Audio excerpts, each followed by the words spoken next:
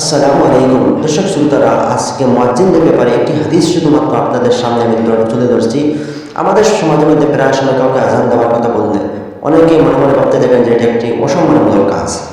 আসলে মুয়াজ্জিনদের মর্যাদা অনেকেরই জানা নাই। একটি হাদিস, অনেক হাদিস রয়েছে, শুধুমাত্র একটি হাদিস আপনাদের সামনে আমি বলছি, যেটা মিশকাতুল মাসাবি কিতাবের মধ্যে উল্লেখ করা হয়েছে। বর্ণনাকারী হযরত আব্দুল্লাহ ইবনে আব্বাস রাদিয়াল্লাহু তাআলা আনহুমা। হাদিসের মধ্যে রাসূল করিম সাল্লাল্লাহু আলাইহি ওয়াসাল্লাম বলেন, মান আযযানা সাবআ সিনিনা মুহতাসিবান কুতিবা লাহু বারাআতাম মিনান নার।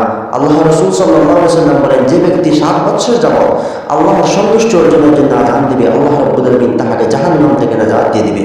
আল্লাহর সন্তুষ্টির জন্য যদি আযান দিয়ে থাকেন, আল্লাহ আপনাকে জাহান্নাম থেকে নাজাত দিয়ে দিবেন। অন্য হাদিসের মধ্যে 12 বছর, অন্য হাদিসের মধ্যে এসেছে কোনো ব্যক্তি যদি 12 বছর আযান দিয়ে থাকে, তাহার জন্য জান্নাত ওয়াজিব হয়ে যায়। অসংখ্য মুয়াজ্জিনদের ফজিলত রয়েছে, শুধুমাত্র 2টি হাদিস আপনাদের সামনে আমি তুলে ধরেছি।